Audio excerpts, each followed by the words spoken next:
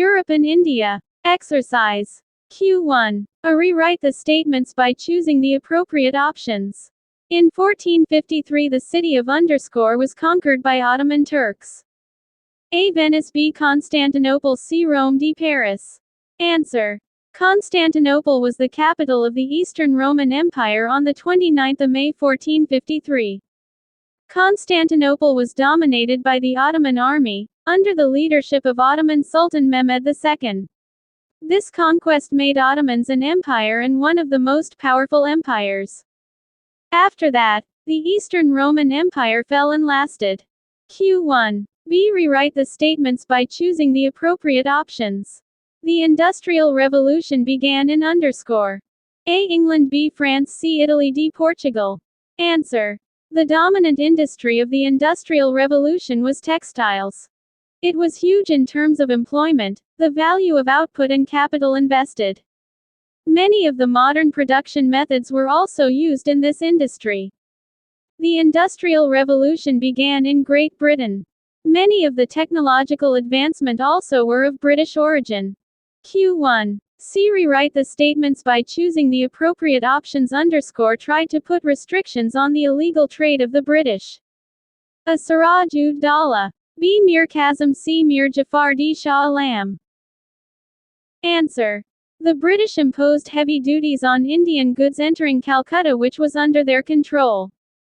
Siraj ud Dawla seized the English factory at Qasim Bazar, marched on to Calcutta, and occupied Fort William on 20 June 1756. Later battle on the field of Plassey occurred, about 30 kilometers from Murshidabad, on 23 June 1757. The historic Battle of Plassey was a battle only in name. In all, 29 Britishers died and Nawab lost nearly 500. Q2. Explain the following concepts. Colonialism. Answer. By definition, colonialism is the policy or practice of acquiring full or partial political control over another country, occupying it with settlers, and exploiting it economically.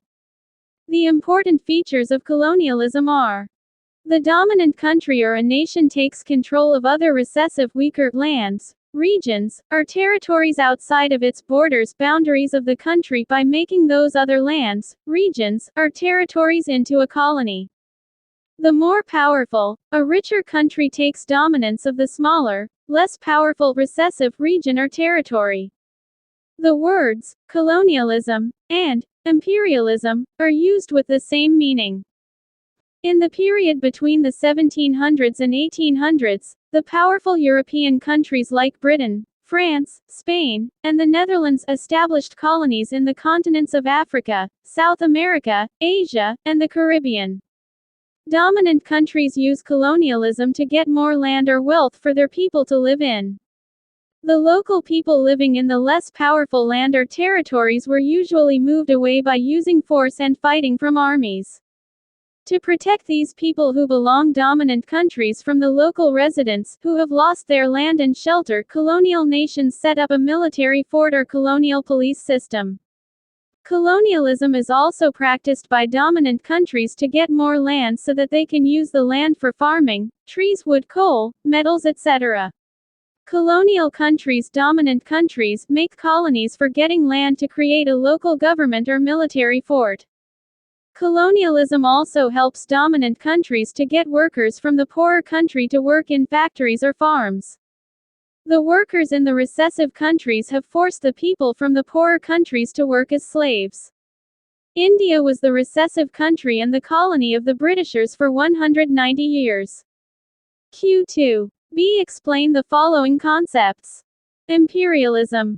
Answer. By definition, imperialism is a policy of extending a country's power and influence through colonization, use of military force, or other means. The age of new imperialism began in the 1870s in Europe. Imperialism in the 16th to the early 19th century is now termed Old Imperialism. European states established vast empires mainly in Africa, but also in Asia and the Middle East. European nations followed a violent expansion policy that was stimulated by economic needs that were created by the Industrial Revolution. The age of imperialism is from 1870 to 1914. A foreign country, dominant country, can also exert a great deal of economic influence on the recessive country. One of the most widespread forms of imperialism was colonization. Most notable example of American imperialism in this age was the annexation of Hawaii Islands in 1898. The United States gained possession and control of all ports, buildings, harbors, military equipment, and public properties that had formerly belonged to the government of the Hawaiian Islands. Q2. C. Explain the following concepts. Age of Renaissance. Answer.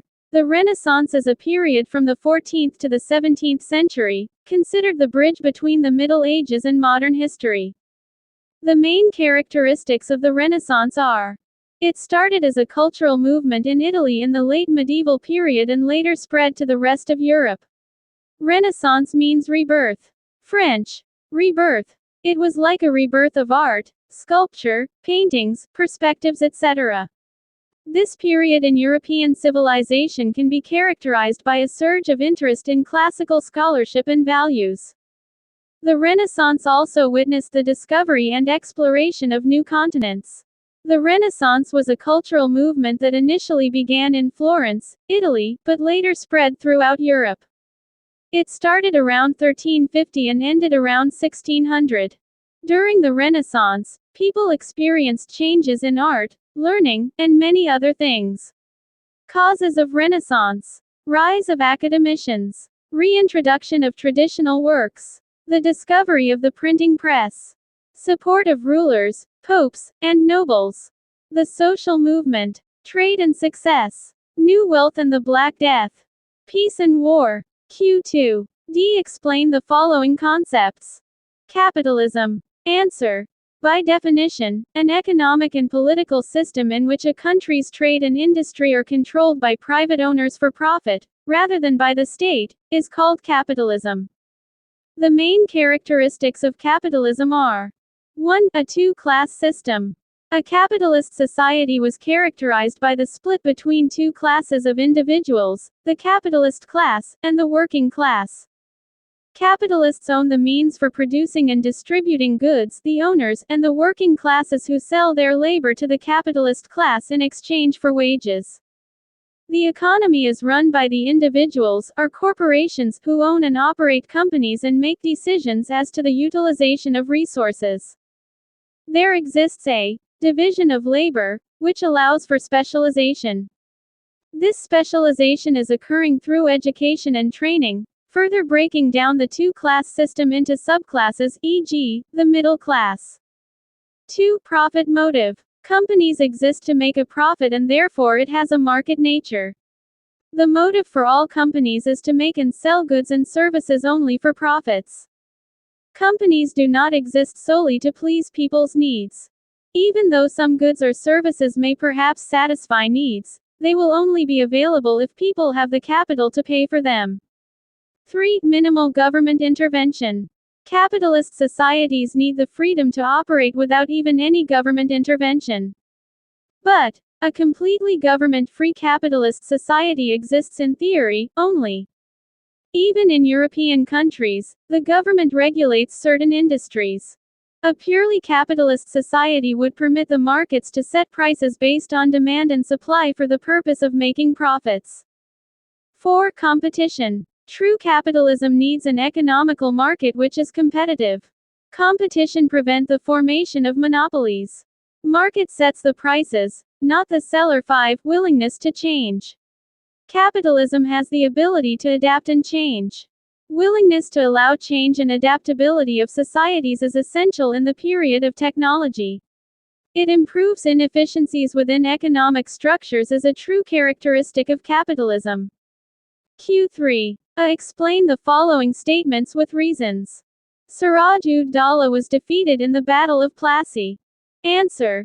The Battle of Plassey was a decisive victory of the British over the Nawab of Bengal and his French allies on 23 June 1757, under the leadership of Robert Clive. The battle enabled the company's presence in Bengal, which later extended to cover much of India over the next 100 years. Reasons for Siraj-ud-Daulla's defeat are: Robert Clive's made conspiracy with the Nawab's commander-in-chief Mir Jafar and rich bankers of Bengal. Siraj-ud-Daulla's soldiers fought hard but were leaderless and without direction.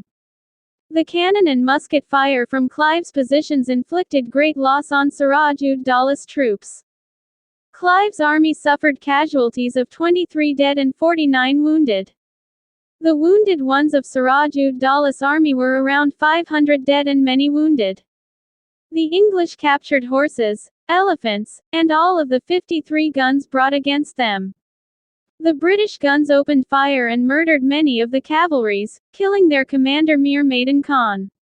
The Nawab Siraj-ud-Daula panicked at the loss of this and ordered his forces to fall back.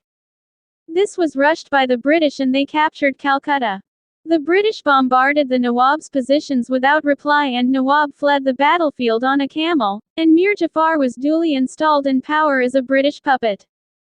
The victory had cost the lives of only 22 soldiers on the British side while achieving a major step toward British control of Bengal. Q3. B. Explain the following statements with reasons. The European countries felt the necessity of finding new trade routes to Asia. Answer. The European countries started finding new trade routes between 1400 and 1500. It is usually termed as European exploration. The reasons for this exploration are: many European nations were in constant conflict with each other as they struggled to increase their power and wealth. Because of these struggles, many of the European nations believed trade with other countries in Asia was the best way to increase wealth. Europeans wanted to have a profitable spice trade in the East. That is an overland route through Russia and/or the Middle East. After the fall of Constantinople in 1453, the Ottoman Turks charged Christian traders high fees to get through and they needed new trade routes. The Russian route was not safe because of looting bands of Mongols and Tatars which regularly raided the trade caravans. Vasco da Gama found a way to the Indian Ocean around the tip of Africa, that they got the spice trade while cutting out these intruders. Many Europeans guessed that one could reach Asia more quickly by sailing west. This led to further explorations by Columbus to discover the Americas and the Caribbean. Q3. C. Explain the following statements with reasons. European rulers started giving military protection and trade concessions to the trading companies. Answer. The middle of the 16th century and the middle of the 18th century witnessed the expansion of India's overseas trade. This was due to the trading activities of the various European companies which came to India during this period. India had commercial dealings with the Western countries from time immemorial. European rulers started giving military protection and trade concessions to the trading companies because if conflicts happen with Indian rulers, it will become difficult for European traders to keep their business. They wanted to separate trade and conflicts from Indian politics. The European rulers wanted the sole right to trade with the East, without competition from other British traders. The European companies wanted to buy fine qualities of cloth and spices from India which made them flourish in trade and wealth. Trade concessions were given as the incentive to the trading companies so that they remained to their rules and regulations in trade. Q3. D. Explain the following statements with reasons. Complete the following table. Answer. In 1488, Portuguese explorer Bartolomeu Dias, circa 1450–1500, became the first European mariner to round the southern tip of Africa, opening the way for a sea route from Europe to Asia. October 12, 1492, Italian explorer Christopher Columbus officially set foot in Americas. He led the first European expeditions to the Caribbean, Central America, and South America. Vasco da Gama arrived in Kapadu near Kozhikode, Calicut, in Malabar Coast, present-day the Kerala state of India, on the 20th of May 1498. Project Q1. Collect information and pictures about the work of famous painters, writers, scientists during the Renaissance period with the help of reference books and the Internet. Present a project on it in the classroom. Answer. Renaissance refers to the astonishing revival of drawing, fine art painting, sculpture and architecture in whole Europe. It was centered in Italy and happened in 200 years between 1400 and 1600. The most important painters, sculptors, architects and designers of the Italian Renaissance during the 14th, 15th and 16th centuries include important paintings. A. The Flagellation of Christ by Piero della Francesca. It is considered to be one of the greatest paintings ever. B. Lamentation over the Dead Christ by Andrea Mantegna. C. Sealing Oculus in the Camera degli Sposi by Andrea Mantegna. Renaissance writers. A. William Shakespeare. He is well known for plays like Hamlet, Romeo and Juliet, Midsummer Night's Dream, Twelfth Night, and Henry V. B. Miguel de Cervantes. He is famous for the most influential piece, Don Quixote de la Mancha. C. Niccolò Machiavelli. The Prince, written in 1513, is the main work. D. Francesco Petrarch. His famous poems are Canzoniere and the Trionfi. Renaissance scientists. 1. Ptolemy. Ptolemy was an astronomer and mathematician during AD 100 to 170 whose idea of the geocentric theory that the Earth is the center of the universe overpowered other astronomical thought until the 17th century. 2. Nicolaus Copernicus. Copernicus was a Polish astronomer from 1473–1543 who was best known for his astronomical theory that the Sun is at rest near the core of the universe and that the Earth, spinning on its axis once daily, revolves annually around the Sun. This theory is called the heliocentric or sun-centered system.